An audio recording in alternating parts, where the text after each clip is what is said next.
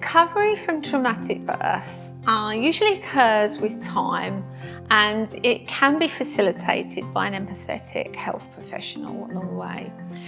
Debriefing is really important, and I usually do this 2 to 3 days after when someone's had a traumatic birth. It can aid quicker recovery from the trauma as well with the debrief.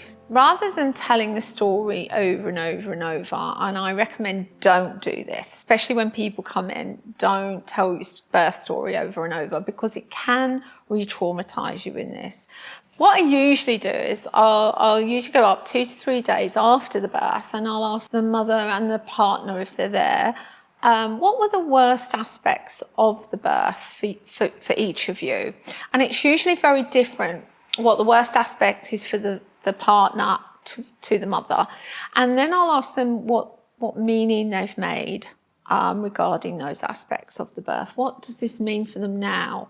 And that's what we'll work with, because some of the meanings that come from that can be very destructive moving forward. So we'll work with that using different techniques like cognitive behaviour and just validate.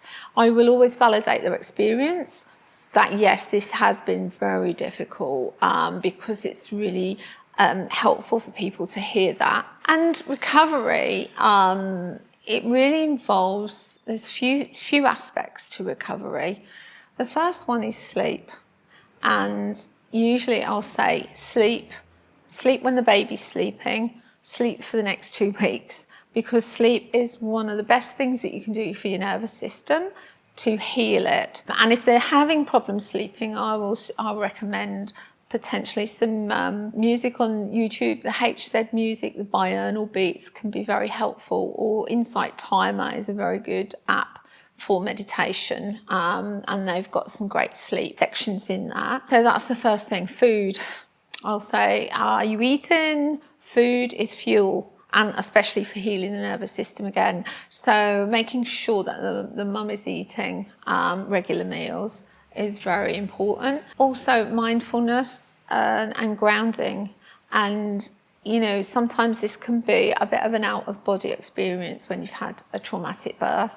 And so I'll use, often use the baby. If the baby's sleeping, I'll often use the baby to co-regulate the mother, because there's nothing better than a sleeping baby to actually help the nervous system settle. When you look at the baby's face, when she holds the baby to herself, feeling the energy of the baby, helps her ground in her own body. So that's a beautiful, another way I use to help with recovery. The other thing is awareness of emotions, and a lot of the time mum doesn't really want to feel, or is frightened to feel, or she's frightened to cry too much. So I really will normalise some of these physiological feelings that they're having and say, look, crying is fantastic, because crying actually releases a lot of tension from the body.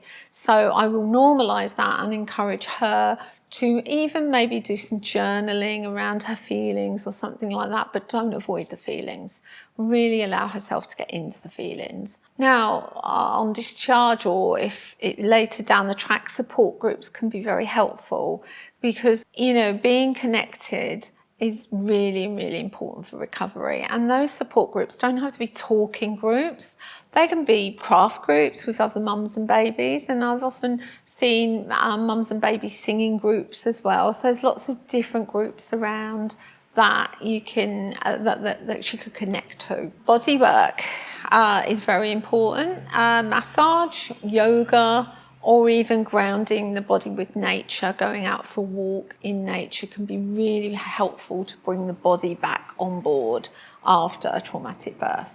And finally, if after 2 weeks some of these physiological symptoms are still hanging around, I always recommend follow up with counselling.